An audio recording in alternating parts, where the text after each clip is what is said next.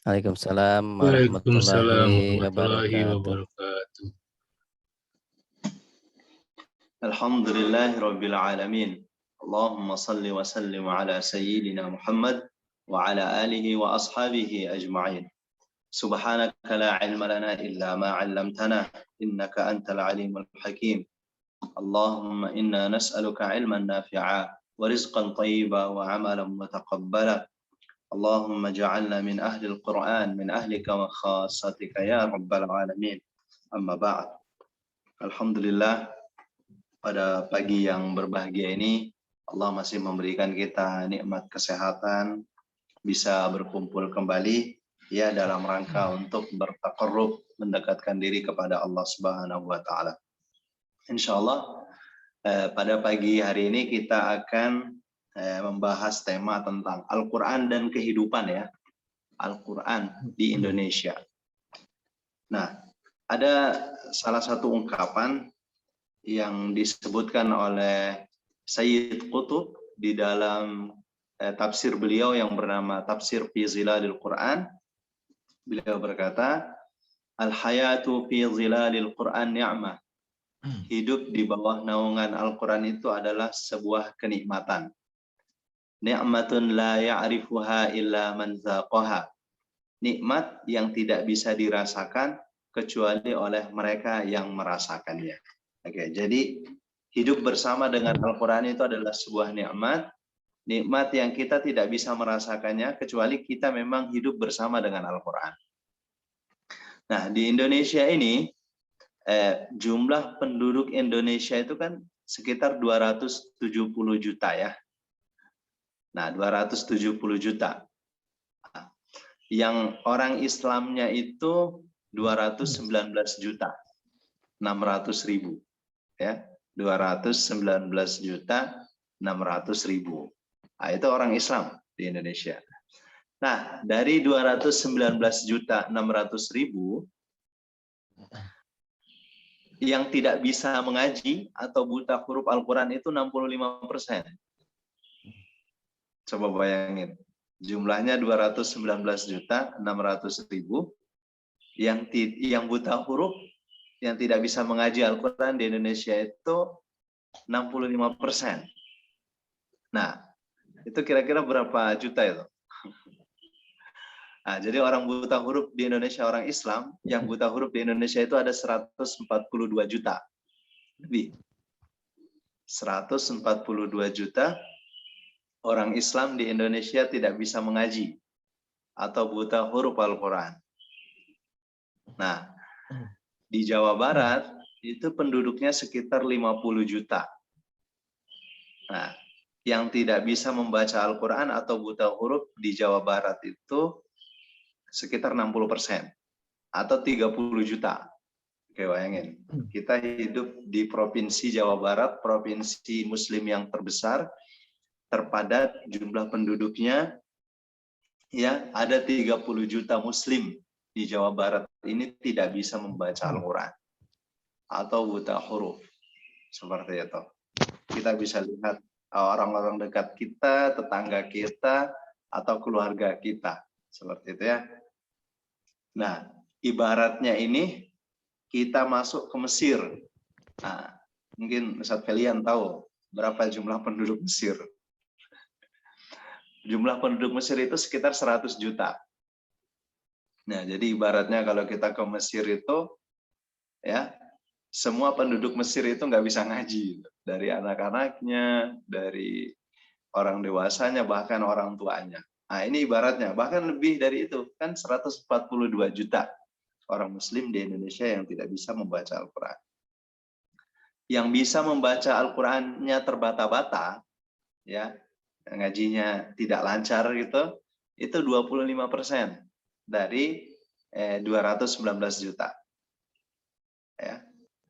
Nah, yang bisa ngaji, yang ngajinya sedikit agak bagus itu 15% dari 219 juta. Nah, semakin bilangannya semakin kerucut. Ya, terus jumlah yang menghafal Al-Quran itu berapa sih? Gitu kan? Nah, berarti 0 sekian 0%. Nah, ini membuktikan bahwa umat Islam di Indonesia itu lemah. Ya, dari sisi Al-Qur'an interaksinya sama Allah Subhanahu wa taala. Bagaimana mau dekat sama Allah, orang ngaji aja nggak bisa kan? Nah, seperti itu. PR-nya masih banyak soalnya. Gitu. Ya, padahal wahyu yang pertama kali turun untuk umat Rasulullah apa kira-kira? Iqra kan? Nah, disuruh baca gitu. Iqra bismi rabbikal ladzi khalaq. Disuruh baca, tapi dia nggak bisa baca. Gimana caranya? Mau bertadabbur, mau mendekatkan diri kepada Allah, padahal kita ini umat Iqra, umat yang disuruh membaca. Nah, jadi luar biasa PR kita di Indonesia ini, ya, PR Al-Qur'annya terutama. Ya. Ada satu survei juga yang mengatakan minat baca di Indonesia itu termasuk membaca Al-Qur'an itu 0,001. Artinya kalau ada 1.000 orang, 1 orang yang suka membaca. Nah, itu literasi kita sangat lemah sekali seperti itu. Bahkan kalau dibanding ranking dunia, ya, anak orang Jepang itu di umur 10-an tahun atau anak SD gitu kan, dia setahun itu membaca buku sekitar 77 buku. Nah, angkanya ini udah kurang loh. Angkanya sudah kurang dan mereka bersedih. Karena tahun-tahun sebelumnya mereka setiap tahun itu bisa membaca lebih dari 100 buku. Nah, kita atau orang Muslim di Indonesia, berapa buku dalam 1 tahun yang bisa dia baca? Seperti itu ya. Terutama yang berkaitan tentang Al-Quran. Berapa lama kita hidup?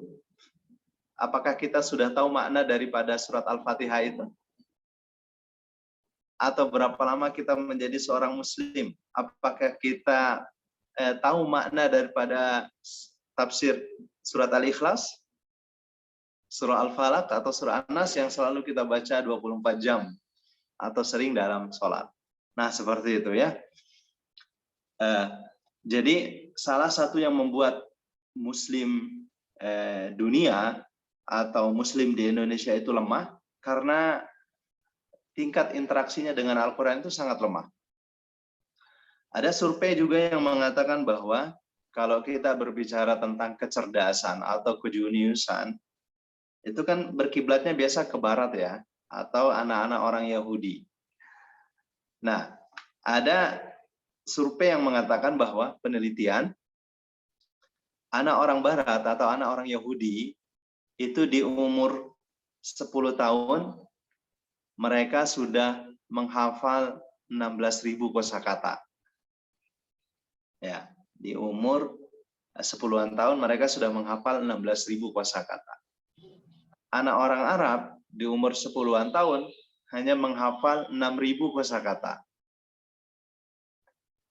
Dan anak orang Indonesia di umur 10-an tahun hanya menghafal 3.000 kosakata. Ya, 3.000 kosakata. Jauh sekali dibanding 16.000. Nah, ini ya, ketika Islam berada di puncak kejayaannya, ketika Islam pada waktu itu berada di puncak keemasan atau kejayaan, kita tidak melihat pemandangan seperti ini. Karena kita lihat ulama-ulama kita di umur belasan tahun itu karyanya sudah banyak. Ya, di umur belasan tahun itu sudah menjadi orang hebat. Ya, makanya di dalam Islam itu tidak ada namanya masa remaja. Tidak ada masa remaja.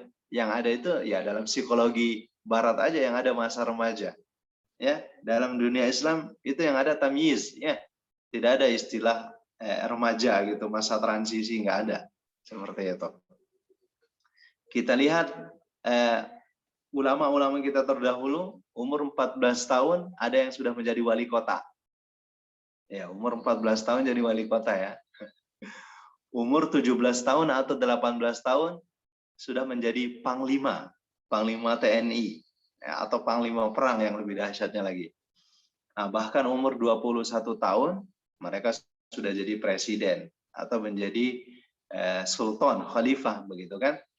Nah, ternyata rahasianya ya di umur 10-an tahun mereka itu ya menghafal 77.000 kosakata atau 77.000 kalimat.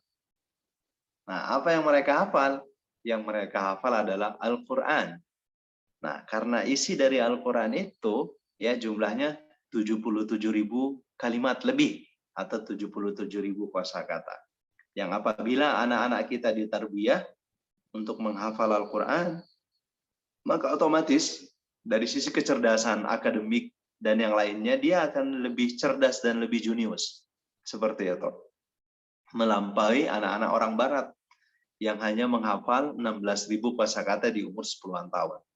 Nah, kalau anak-anak kita ya menghafal Al-Qur'an di umur 10-an tahun berarti dia lebih cerdas dan lebih jenius karena yang dia hafal 77.000 kosakata lebih, yaitu Al-Qur'an Al-Karim.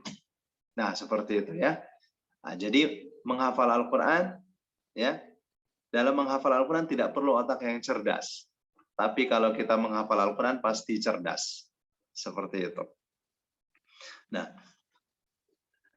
sahabat semua yang dirahmati oleh Allah Subhanahu wa taala, di dalam Al-Qur'an ya semua kebutuhan manusia itu dijelaskan. Termasuk di era seperti sekarang ini kan ya di mana kesehatan itu mahal sekali.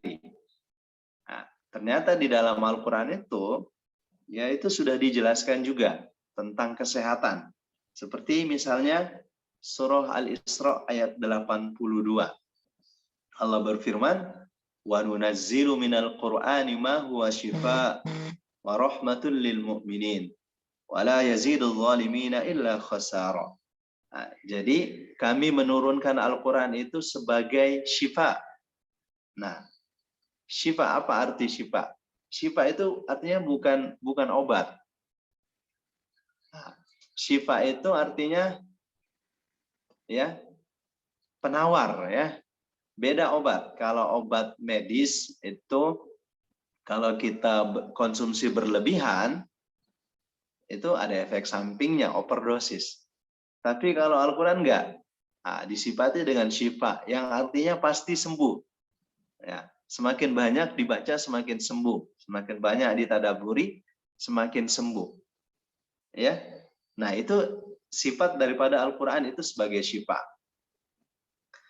Nah, sekarang pertanyaannya, apakah kita yang sering membaca Al-Qur'an, sering mendengarkan Al-Qur'an itu sudah benar-benar syifa? Sudah benar-benar sembuh gitu? Ya.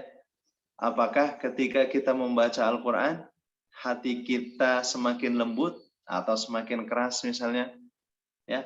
Apakah ketika kita membaca Al-Qur'an bukannya malah bertambah imannya, tetapi malah berkurang seperti itu? Ya, karena ciri orang-orang beriman yang disebutkan di dalam Al-Qur'an itu adalah innamal mu'minuna alladzina idza dzukirallah wajilat qulubuhum. Orang-orang beriman itu kalau disebut nama Allah hatinya gemetar, takut. Seperti itu ya. Wa idza tuliyat 'alaihim ayatuhu zadatuhum imana. Kalau dia membaca ayat Al-Qur'an pasti bertambah imannya. Nah, orang beriman seperti itu. Kalau dia membaca Al-Qur'an, dia sedang sakit. Coba bayangin ya, di dalam surah Al-Hasyr Allah berfirman, "Lau anzalna hadzal Qur'an bal." Seandainya Al-Qur'an ini diturunkan di gunung, lihat tidak, di Mekah itu, di Arab Saudi itu terbuat dari apa? Ya, batu kan. Berbeda di Indonesia, kalau kita lihat gunungnya tanah gitu ya. Nah, tapi kalau di Arab Saudi, di Mekah itu, tempat Al-Qur'an diturunkan, itu batu yang sangat keras. Ya. Allah bilang, "Lau anzalna hadzal Qur'ana 'ala jabal." Kalau Al-Qur'an ini diturunkan di atas gunung, la ra'aitahu khashi'an mutasaddian min khasyatillah. Pasti gunung itu ya akan hancur berantakan karena dia takut sama Allah. Ya, seperti itu. Artinya gunung yang begitu keras, ketika Al-Quran ya diberikan amanah kepada dia, ketika Al-Quran ya dibacakan kepadanya, dia akan hancur berantakan. Nah, sekarang pertanyaannya, ya, bagaimana dengan hati kita? Hati kita kan tidak dari batu kan? Ya, hati kita itu dari daging, gitu. Dari daging. Yang apabila dibacakan Al-Quran, yang apabila diperdengarkan Al-Quran dia tidak berubah, ya, dia tidak takut sama Allah, maka dia lebih parah daripada gunung yang isinya batu, gitu. Ya, kalau ada istilah kepala batu, ya, ada istilah kepala batu, berarti ini ada hati batu, gitu ya. Hati yang lebih keras daripada batu, ya, karena Al-Quran tidak ngaruh dalam hatinya, seperti itu. Ya, jadi Al-Quran itu adalah ya syifa yang pasti sembuh kalau kita berobat dengannya. Nah, dan tahu tidak, orang yang membaca Al-Quran itu ludahnya itu obat. Serius teman-teman. Orang yang membaca Al-Quran itu ludahnya itu obat loh. Coba aja begini. Misalnya ada orang yang kemasukan jin ya. Teman-teman bacain ayat Al-Quran, Al-Fatihah, ayat kursi. Qul huwallah, qul a'udzu birabbil falaq, qul a'udzu birabbin nas. Lalu tiup airnya dengan syarat harus ada ludahnya sedikit. Ya, bersihkan ludah yang masuk ke dalam air. Begitu ditiup, ya. Kemudian dikasih minum orang yang kena ini, yang misalnya kemasukan jin atau lain sebagainya. Berpengaruh atau tidak? Iya, berpengaruh pasti.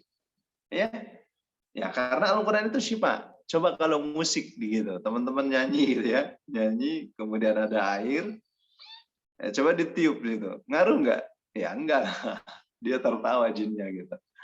Nah, artinya ya ludah orang yang membaca Al-Quran itu obat gitu. Bagaimana jika Al-Quran yang kita baca terus mengalir di aliran darah kita gitu kan? Nah, pasti dia menyehatkan. Orang yang rajin membaca Al-Quran itu pasti sehat. Ya, apalagi yang menghafalnya. Seperti itu.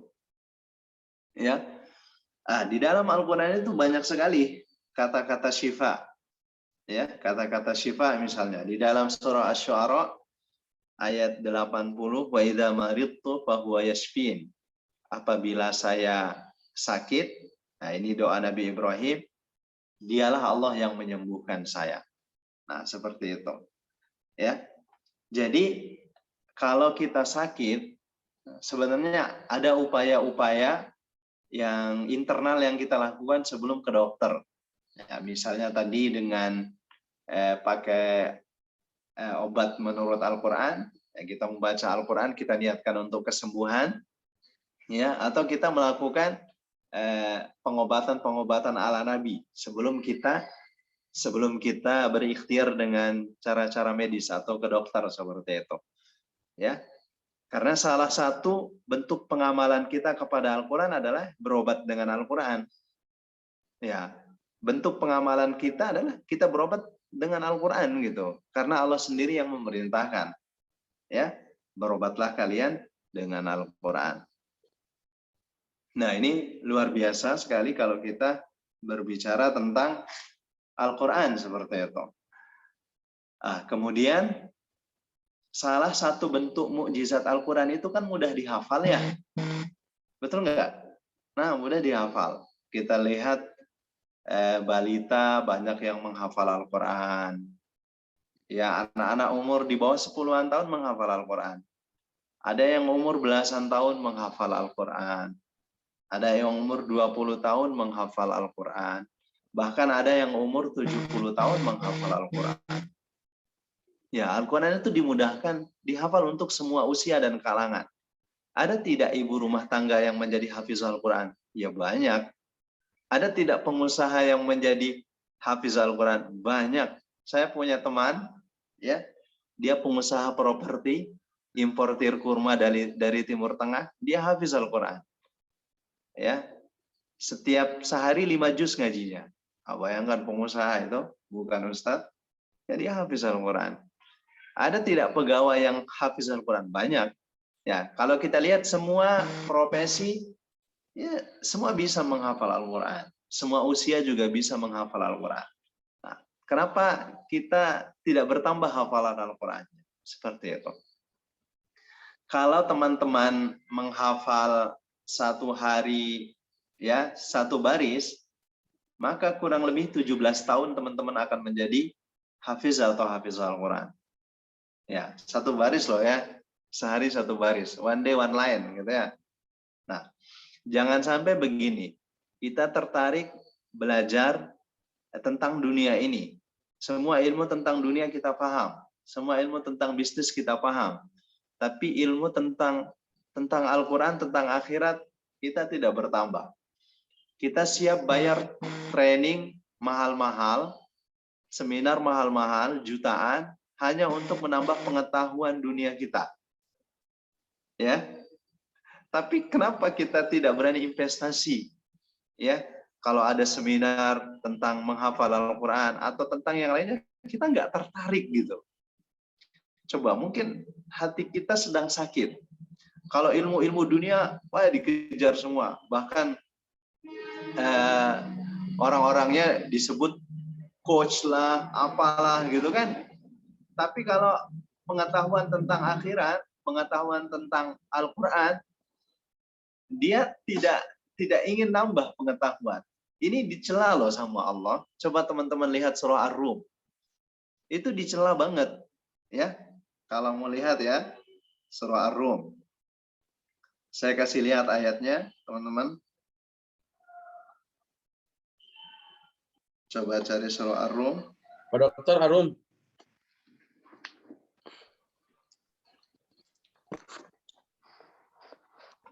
Sebentar, ambil Al-Quran.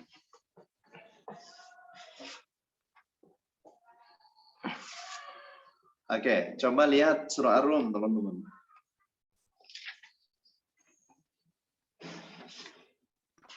Udah ditampilkan di layar, Tad. Ada. Ya. Ayat berapa? Surah Ar-Rum, ayat yang ke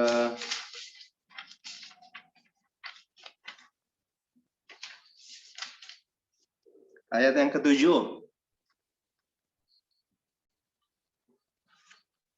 Coba dibaca.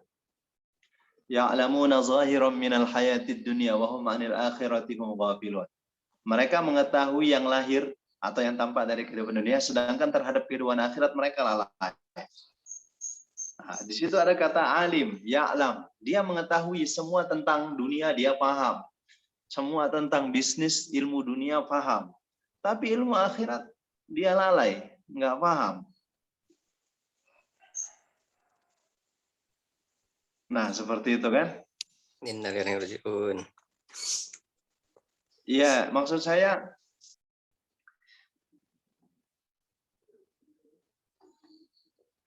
kalau bisa kadang-kadang diseimbangkan juga. Tapi kan kalau kita lihat ya, coba lihat lagi surah Al-Qasas, teman-teman. Bisa lihat surah Al-Qasas. Saya kasih lihat.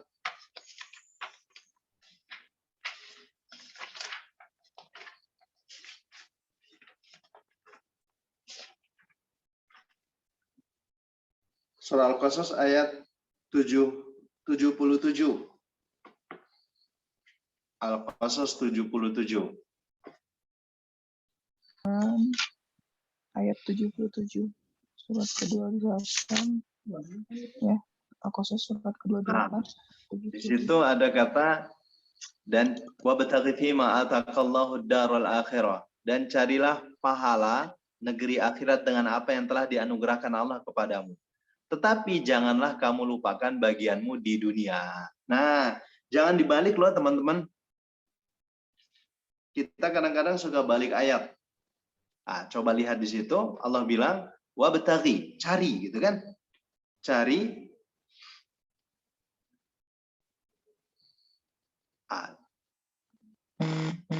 Carilah pahala negeri akhirat dengan apa yang telah Allah anugerahkan. Kalau mencari itu apa sih mencari itu?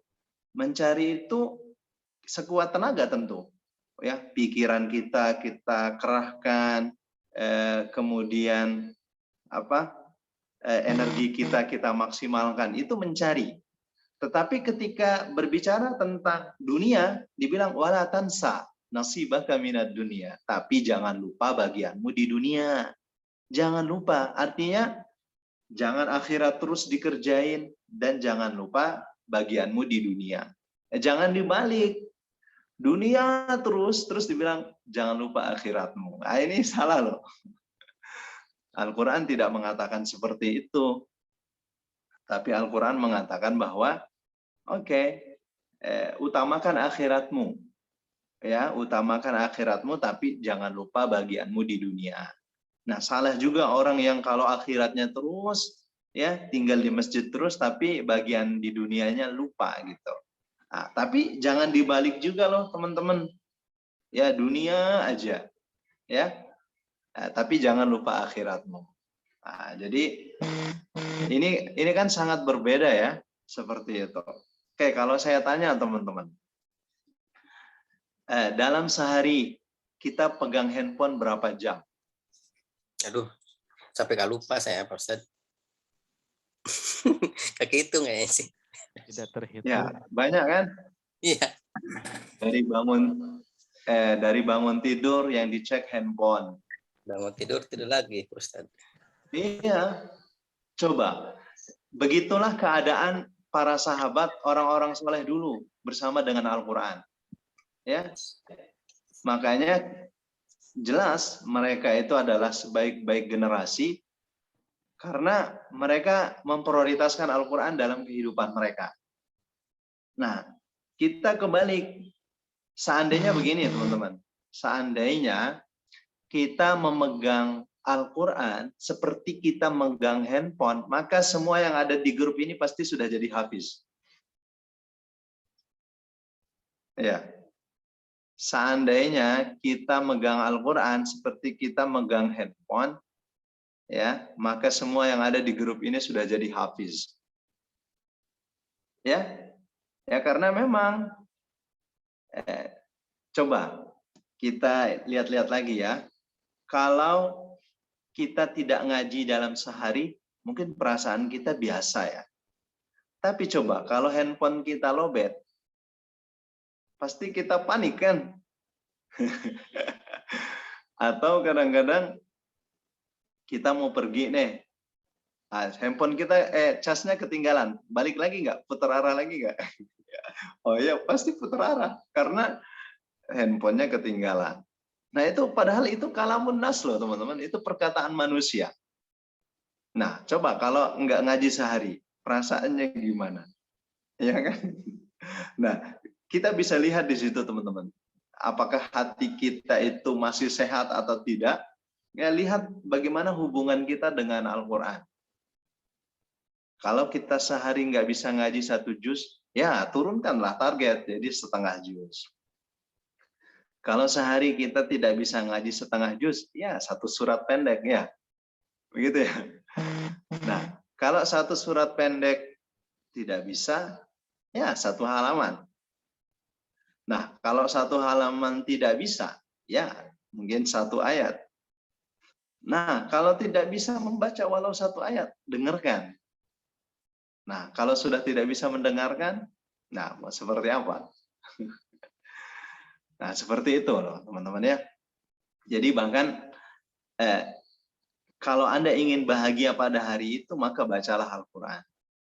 Kalau teman-teman mau bahagia hari ini, baca Al-Quran. Tapi kalau ingin kebahagiaannya ditambah, tambah lagi bacaan Al-Qurannya. Karena tingkat kebahagiaan kita tergantung jumlah bacaan Al-Quran kita pada hari ini. Atau pada hari itu. Ya, seperti itu. Nah, jadi, jangan sampai ya kebersamaan kita dengan Al-Quran itu justru berkurang. Karena kita ya sibuk dengan sesuatu yang bersifatnya dunia tadi gitu kan. Ya itu tidak ada masalah kita mencari dunia, ya, paham ilmu dunia, tapi seperti yang ayat bilang, ya, jangan dibalik gitu ya. Kejarlah akhiratmu, jangan lupa duniamu. Jangan dibalik, kejarlah duniamu, jangan lupa akhiratmu. Nah, seperti itu. Ya, masih banyak lagi teman-teman kalau kita mau bahas. Ya, bagus mungkin setidaknya kita punya azam ya untuk mau menghafal Al-Quran. Ya, walaupun sehari mungkin 1 ayat lah, seperti itu. Atau nanti teman-teman silahkan, saya lagi bikin grup ini, Indonesia Menghafal Al-Quran. Metode menghafal Al-Quran itu saya sudah ringkas di dalam grup. Itu silahkan gabung, nanti banyak yang mau menghafal Al-Quran di situ. Saya sudah contohkan bagaimana menghafal surah An-Naba. Ya, di sini apakah semua sudah hafal surah An-Naba? Hafal Pak Ustadz, An-Nabanya aja.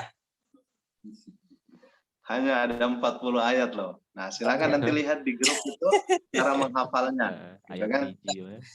Nanti linknya dikasih aja Pak Ustadz ya, link itunya, link grupnya.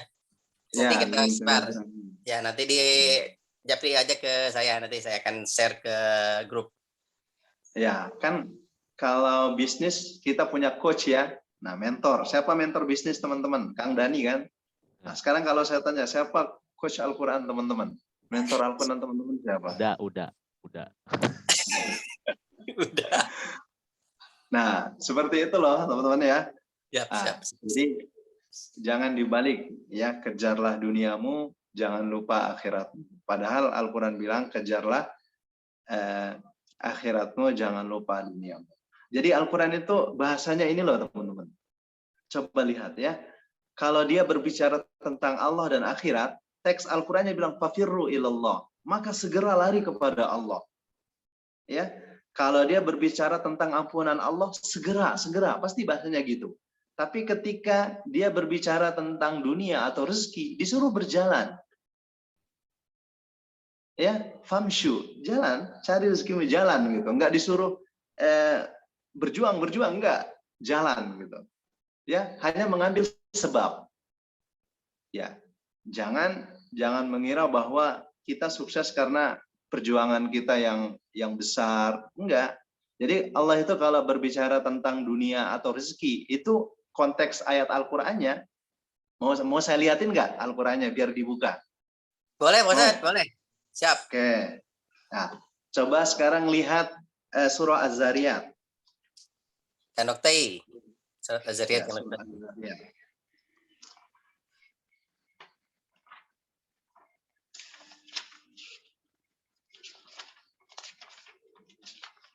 Nah, surah Az-Zariyat ayat 50. Cari.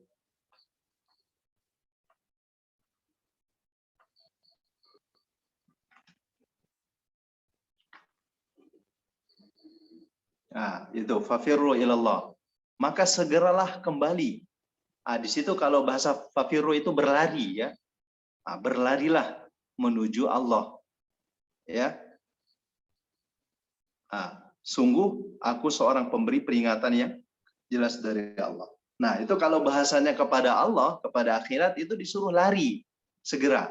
Nah, coba teman-teman lihat lagi surah Ali Imran. Coba lihat surah Ali Imran.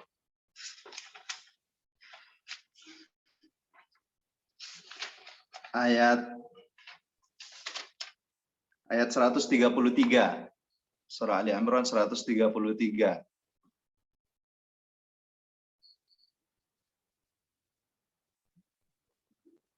Oke, itu.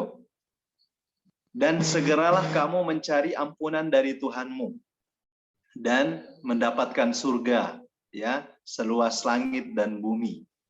Nah, jadi kalau kepada ampunan Allah, kepada surga, kita disuruh berlari loh teman-teman. Disuruh berlari. Kepada Allah kita harus berlari, harus mencari. Nah, sekarang coba lihat surah Al-Mulk, teman-teman. Nah, ini Allah bilang, kita bandingin ya, surah Al-Mulk.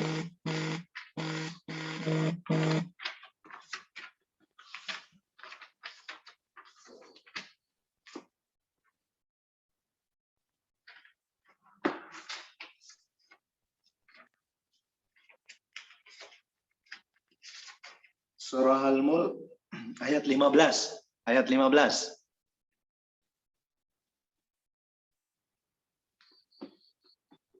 Nah, dialah yang menjadikan bumi untuk kamu yang mudah dijelajahi. Maka jelajahilah di segala penjurunya dan makanlah. Di situ kata famshu. Famshu itu artinya berjalanlah. Ya. Berjalanlah seperti itu. Berjalanlah maksudnya iya, dalam mencari rezeki, cari makan, cari minum itu disuruh kita berjalan saja. Tidak disuruh berlari atau disuruh bersegera. Nah, itu konteksnya kalau dia dunia. Ya, seperti itu kan? Nah, jangan dibalik teman-teman. Dunia itu disegerakan, dikejar, tapi akhiratnya berjalan. Wah, ini kan ngeri gitu. Ini kan berbeda dari yang Allah sampaikan di Al-Qur'an seperti itu. Ya. Nah, jadi apa yang Allah sampaikan di dalam Al-Qur'an itu benar. Al-Qur'an itu sebagai petunjuk kan? Nah, petunjuk. Kalau kita ngamalkan sesuai yang Al-Quran perintahkan. Tapi kenapa Al-Quran itu tidak menjadi petunjuk? Ya, karena kita balik. Ya, dalam masalah akhirat kita berjalan. Atau mungkin uring-uringan santai gitu ya. Tapi giliran dunia kita segera. Nah, ini ada satu yang keren teman-teman sebagai penutup ya. Kita ini apa? Kita bertafakur lah. Saya mau tanya teman-teman, ini bahasa penutup lah ya. Siap, Ustaz. Kita hidup itu berapa tahun kira-kira? Rata-rata umat Rasulullah berapa tahun? 60 ya. Oke, anggaplah 60. 60-70 lah ya, 60. Oke. Allah bilang, wa inna yawman 'inda rabbik ka'alfi sanatin mimma ta'udun. Satu hari akhirat itu sama dengan 1000 tahun dunia. Jadi kita hidup di dunia ini, ya nggak ada yang 1000 tahun ya. Iya. Kira-kira kalau dikonversi ya, kita hidup di akhirat itu 1 jam. 1 jam setengah lah. 90 detik lah ya, kalau kayak orang main bola gitu ya. Makanya Al-Quran itu menyebutkan bahwa jadilah kalian di dunia ini seperti orang yang musafir, karena memang nggak lama, 90 menit kan nggak lama dibanding akhirat. Makanya Allah kalau di dalam surah An-Naba itu bilang, kalau kita mendapatkan surga, itu karena rahmat Allah, bukan karena amal kita. Nah, kalau orang kafir mendapatkan neraka, itu karena amal dia, karena dia tidak beriman sama Allah. Nah, oke, sekarang kita hidup 60 tahun, teman-teman. Saya tanya, teman-teman tidur sehari semalam berapa jam? Rata-rata 6 6 sampai 8 jam rata-rata. 8 jam lah ya. Oke, 8 jam anggap. Teman-teman, kalau kita tidur sehari 8 jam, kalau umur kita 60 tahun, berapa tahun kita tidur? 8 kali 60. Nah, berapa? 20 tahun. 20 tahun. 20 tahun Iya, 20 tahun. tidur. Ya, 20 tahun tidur. Kalau sehari kita tidur 8 jam, umur kita 60 tahun, berarti 20 tahun loh kita tidur. Ngapain aja, bangun. Bangun, tanghi. Oke, nah sekarang teman-teman bekerja sehari semalam berapa jam? Rata-rata 8 jam, 8 sehari. Oke, Nah, anggaplah rata-rata kerja 8 jam. 8 jam. Oke, kalau 60 tahun, jadi 20 berapa tahun kita kerja? 20 berarti ya. 20 tahun. Oke, hanya untuk tidur dan bekerja, kita sudah habis 40 tahun loh, teman-teman. Nah, sisa 20 tahun ya. Oke. Saya tanya, kita makan dan minum, itu sehari semalam berapa kali? Rata-rata 3. Anggaplah 2 ya. Saya korting, anggaplah 2. 2. Ambillah waktunya itu 1 jam setengah ya. 1 jam setengah loh. Sehari semalam. Anggaplah kita makan 2 kali, waktunya 1 jam setengah. Maka selama 60 tahun berapa tahun? Berapa 3 tahun. Itu 3 tahun. Coba nanti dihitung. 43 tahun dah ya, jam setengah, kurang lebih 3 tahun. Oke, teman-teman, kita habisin masa kecil sampai remaja berapa tahun? Rata-rata 15 tahun. 15 tahun. Oke, jadi itu semua sudah hitungannya berapa? Udah Tidur 20 tahun, 50, bekerja 20 tahun, 55, masa kecil 58. sampai remaja. 58, berarti Iya. sisa 2 tahun lagi, Pak Ustaz. Iya, 58 tahun, woi. 58 tahun. Nah, sekarang kita diciptakan untuk apa, teman-teman? Nah, itu. Kita diciptakan oleh Allah ke dunia ini untuk apa, coba? Beribadah, Pak Ustaz. Itu di surat An-Nas. Ya, beribadah, betul kan? Di surah Az-Zariyat, "Wa ma khalaqtul jinna wal insa illa liya'budun." Aku tidak menciptakan jin dan manusia kecuali untuk beribadah kepada Aku. Nah, sekarang kita umur 60 tahun diciptakan untuk ibadah. Ya. Mana ibadahnya? 2 tahun lagi. 20 tahun tidur, woy. 20 tahun tidur. 20 tahun bekerja, masa kecil sampai remaja 15 tahun, 3 tahun makan dan minum. Sisa 2 tahun. 2 tahun itu untuk apa? Tuh, ngapa gitu Ustaz? Ya, di pelamin juga nih susah itu ya Allah. Ya, 2 tahun. Nah, apakah 2 tahun itu? Nah, itulah maksud saya. Kita ini tidak sesuai dengan yang Allah perintahkan. Harusnya kita memang hidup untuk beribadah, bukan untuk itu. Nah, itulah maksud saya. Ya, jadi jangan dibolak-balik lah semua ini ya, teman-teman. Seperti itu. Nah, ada salah seorang ulama, murid Imam Abu Hanifah. Beliau itu menghafal Al-Quran di usia tua loh, teman-teman. Menghafal Al-Quran di usia sepuh. 2 tahun setelah menghafal Al-Quran, beliau meninggal. 2 tahun setelah menghafal Al-Quran, beliau meninggal. Nah, setelah meninggal, ada sahabatnya bertemu dengannya di dalam mimpi. Ditanya, bagaimana kabarmu sekarang? Dia bilang, kalau bukan karena 2 tahun saya menghafal Al-Quran, saya pasti celaka. Kalau bukan karena 2 tahun saya menghafal Al-Quran, saya pasti celaka. Artinya apa? Umur yang paling kita syukuri nanti di akhirat adalah umur kebersamaan kita dengan Al-Quran. Umur yang paling kita syukuri, yang paling kita banggakan adalah umur kita kebersamaan kita dengan Al-Quran. Nah, pertanyaannya, berapa umur yang kita habiskan untuk Al-Quran? Nah, itu dia. Nah, coba beritahu saya teman-teman. Apakah Anda punya sahabat atau punya keluarga yang sangat setia dengan Anda? Enggak ada. Ketika kita meninggal, apakah ada yang mau rela menemani kita di dalam kubur? Enggak ada. Itu cerita mati itu. Enggak ada. Nah, tapi Al-Quran yang kita tinggalkan saat ini, begitu kita meninggal, malam pertama di kubur, itu Al-Quran yang akan menemani kita. Tapi selama di dunia kita malah jarang membacanya. Nah, di akhirat ada nggak yang membela kita? Enggak ada keluarga yang siap mati karena kita. Tapi Al-Quran itu memberikan pertolongan, syafaat untuk kita yang membaca dan menghafalnya. Nah, jadi salah satu bentuk bakti anak kepada kedua orang tuanya itu salah satunya dengan menghafal Al-Quran. Bayangin, nanti ibu bapak akan dijadikan raja dan ratu sama anaknya yang menjadi hafiz dan hafiz Al-Quran. Dikasih mahkota kan dari cahaya, ibu dan ayahnya. Setelah itu dikasih baju kemuliaan. Wah, luar biasa. Nah, teman-teman, sebagai statement closing nih. Satu ya, statement closing. Dunia itu semenjak diciptakan dari Nabi Adam sampai hari kemudian nanti, itu tidak lebih baik daripada sholat sunnah 2 rakaat sebelum subuh. Perhatikan teman-teman. Dunia dari sejak diciptakannya, dari zaman Nabi Adam sampai hari kiamat nanti, semua yang ada di dunia ini, dari perhiasannya, dari emasnya, dari harta bendanya, harta karunnya, tidak lebih baik daripada sholat sunnah 2 rakaat subuh. Nah, terus apakah kita berani meninggalkan sholat-sholat kita, ya, sholat-sholat fardu terutama, hanya untuk mengejar dunia? Padahal di sisi Allah 2 rakaat sebelum subuh itu lebih mulia. Seperti itu.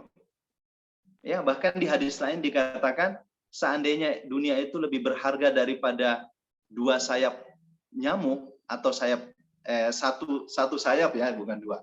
Seandainya dunia itu lebih berharga daripada satu sayap lalat atau nyamuk, maka orang-orang kafir nggak akan dikasih minum.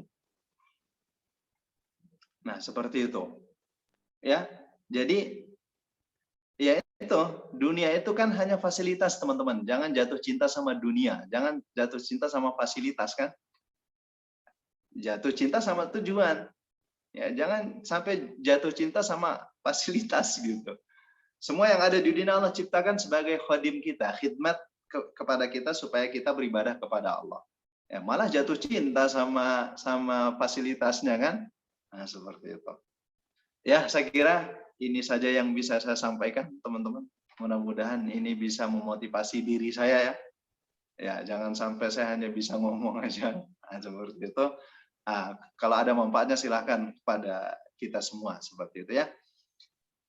Saya senang sekali bertemu dengan teman-teman semua. Saya doakan semoga semuanya sehat walafiat.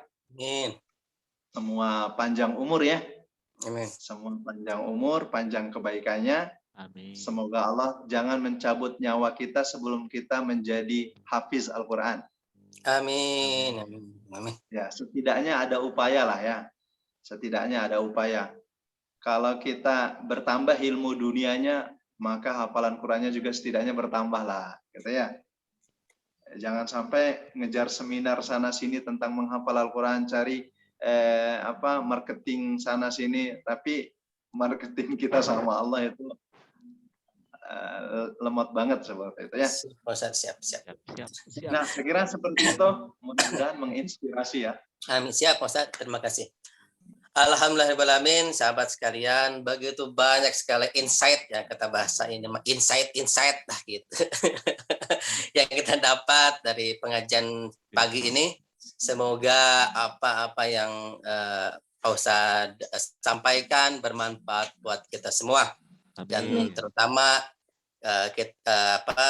pengajian minggu kemarin ya, berkesinambungan nih dengan yang pengajian hari ini, yaitu luruskan niat dulu. Kita harus luruskan niat, langsung dekatkan diri kepada Quran, dan tentunya kita harus istiqomah dalam dakwah ini ya, jangan sampai kendor gitu.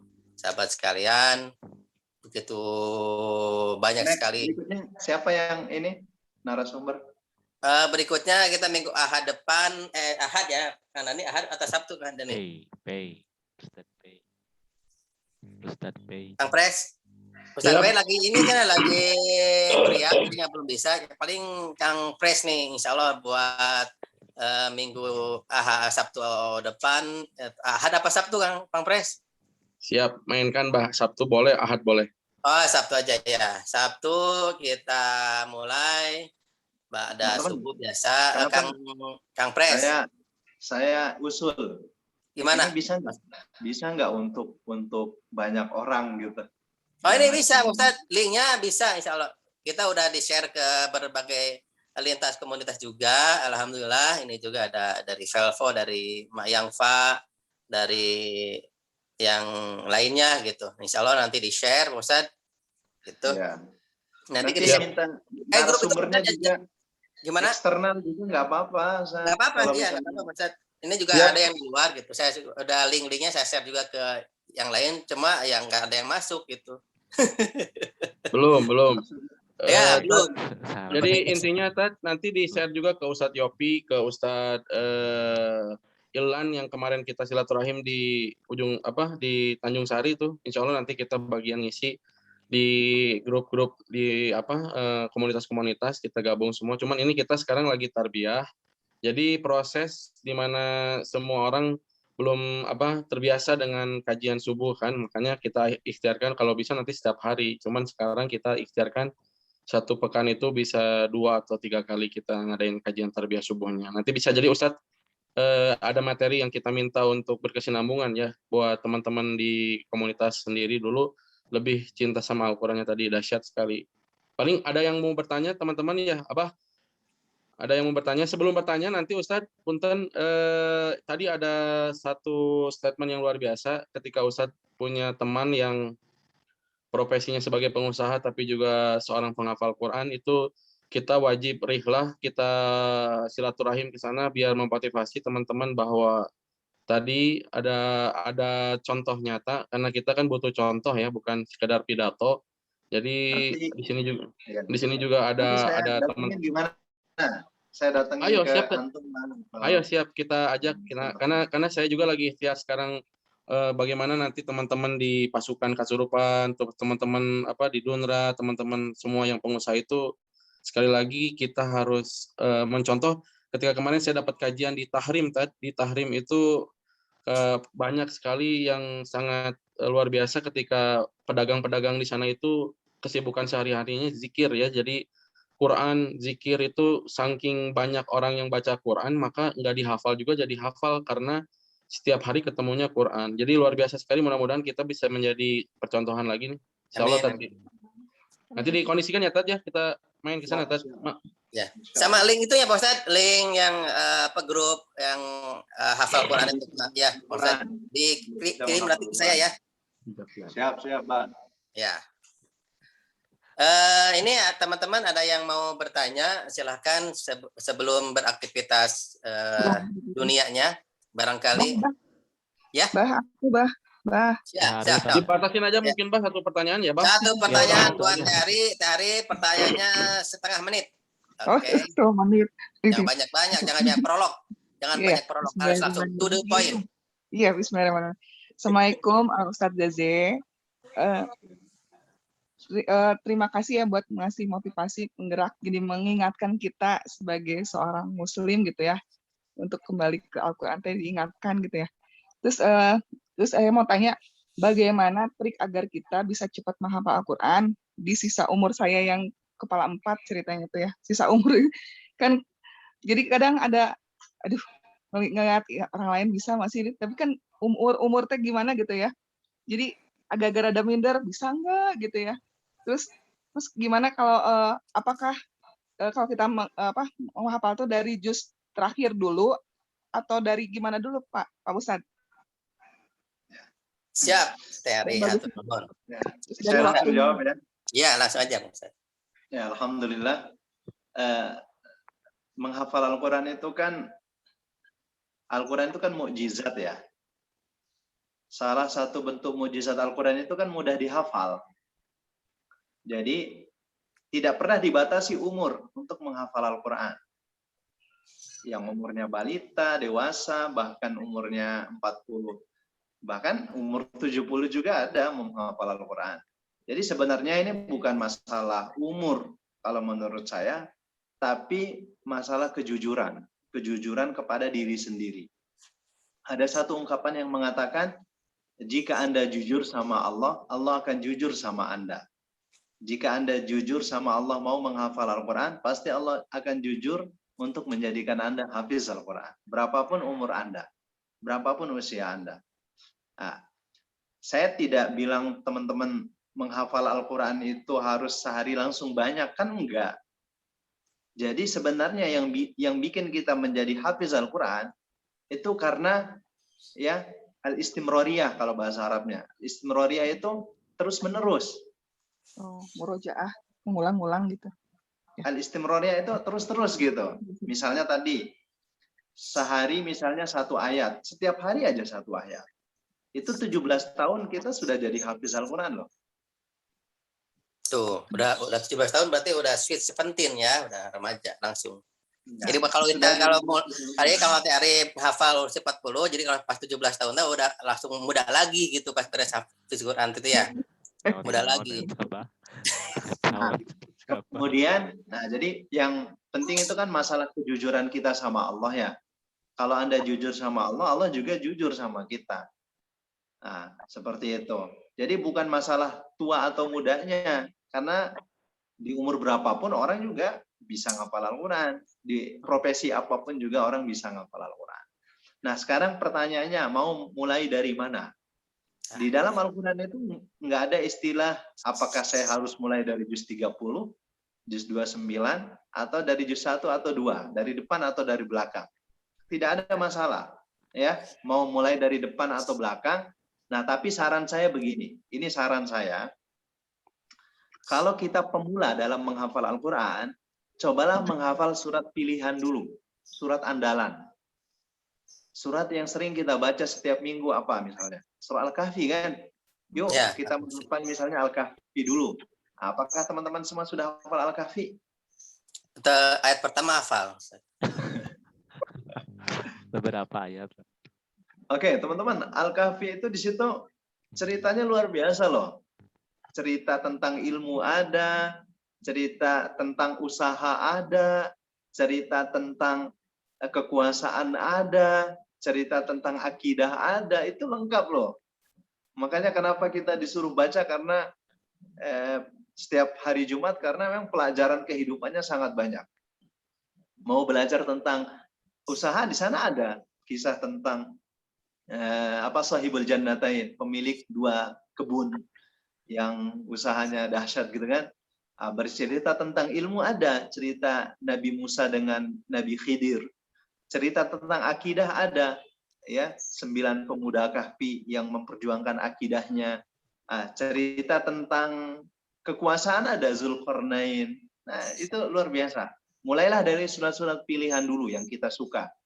Al-Kahfi misalnya karena punya keutamaan. Al-Mulk misalnya karena sini sudah hafal Al-Mulk semua. Belum baca saya. Ya, Masya Allah. ya. Woi, hanya 3 ayat. 30 ayat. Hanya 30 ayat. 30 ayat. Berarti 30 1 bulanan maksudnya 1 bulan udah hafal harusnya ya Al-Mulk. Ya, kan 1 hari 1 ayat. Ya, ya. Siap. Oke, cobalah. Di challenge Ya. dirinya itu. Sekarang tanggal berapa, Bang? Challenge dirinya. Sekarang tanggal 22. 22. Oke, berarti tanggal 22 Oktober semua sudah selesai ya. Amin. Allah Akbar. Ini bukti Anda jujur. Kalau saya nyampein begini-begini, semua mau tapi nggak action ya, apalah Iya. itu. Ya Allah, itu dia action. Action. Action. Gini ya, saya mau diundang lagi jadi narasumber kalau teman-teman sudah hafal Al-Mulk. Kalau tidak, saya nggak mau. Siap, Ustaz. Surat apa? Al-Mulk. Al-Mulk. Al-Mulk aja dulu, Pak. Al-Mulk 30 ayat. Ya, Al-Mulk 3 ayat. Berarti Abah siji sampai 5. nah, itu nanti kalau udah sampai 5 Saya Pak kita Ustaz, sampai 7.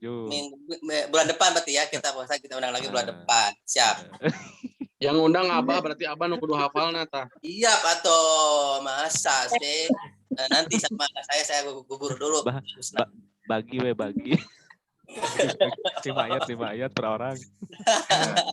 Siap, Ustaz. Siap, insya Allah. Terima kasih, Kak Teh. Siapa tadi Teh? Bah, nanya satu, Bah. Satu udah tadi gimana sih? Udah siang, Mbak. Dah, nanti aja di Japri dah. Japri aja. Ya, sekarang berdoa. Belum jam 7 ini. Berdoa. Kang Nani doa dulu, Kang Nani ya. Kang Nani yang belum doa. Yang kita kasih kesempatan buat berdoa udahlah, biar udah nggak kesel, jadi berdoa sekarang ya. Ya, udah. Jangan, itu Pak Haji aja, Pak Haji Dea tuh. Udah, Kang Nani. Tutup. Siap. Udah setengah Bismillahirrahmanirrahim. 7 nih. Udah setengah 7. Bismillahirrahmanirrahim. Allahumma shalli ala sayyidina Muhammad wa ala ali sayyidina Muhammad. Hamdan katsiran thayyiban mubarakan fi mubarakan alaika ma yuhibbu rabbuna wa yarda. Ya Rabb, semoga apa-apa yang hari ini kita ikhtiarkan tidak ada lain tidak bukan adalah mengejar ridho-Mu ya Rabb. Ikhtiar kita hari ini semoga selalu menjadikan sebuah ikhtiar yang mendekatkan diri kepadamu ya Rabb. Amin. Tingkatkan semua aktivitas, dan yang pasti tadi Al-Quran bicara tentang petunjuk. Mudah-mudahan kita termasuk golongan orang-orang yang selalu mendapatkan petunjuk. Amin. Ya Allah, jika hati ini sedang tercerai-berai, maka persatukanlah hati kami ya Rabb. Amin. Nikmati selalu prosesnya, jangan terfokus pada hasil. Cintai selalu apa-apa yang harus dicintai. Bagaimana kemudian hari ini mudah-mudahan Ustadz dikasih kesehatan selalu, panjang umurnya, dan nanti di pertemuan berikutnya insya Allah juga Abah semua bisa menghafal surat Al-Mulk, mudah-mudahan 30 ayat ya. Amin. Mudah-mudahan sekali lagi semangat bergerak, sehat selalu. Doa terbaik dari kami semua untuk teman-teman yang ikhtiar. Itu saja barangkali. Assalamualaikum warahmatullahi wabarakatuh. Waalaikumsalam warahmatullahi wabarakatuh. Alhamdulillahirrahmanirrahim. Sahabat sekalian, terima kasih atas partisipasinya dalam kajian subuh ini. Semoga apa yang kita dapatkan di hari ini bermanfaat, dan banyak sekali harus banyak-banyak beristighfar, luruskan niat, intinya luruskan niat dan selalu mendekati Quran, begitu ya. Kita tutup kajian subuh ini dengan membaca hamdalah bersama-sama. Alhamdulillahirrahmanirrahim. Astagfirullahaladzim. Dengan tutup dengan doa kifaratul majlis ya. Apa itu? Subhanakallah wa bihamdika asyhadu an la ilaha illa anta astaghfiruka wa atubu ilaik. Terima kasih. Syukran, Ustaz. Sahabat Barakallah, sekalian, Ustaz. jangan lupa Sabtu Jangan ini lupa. Sabtu.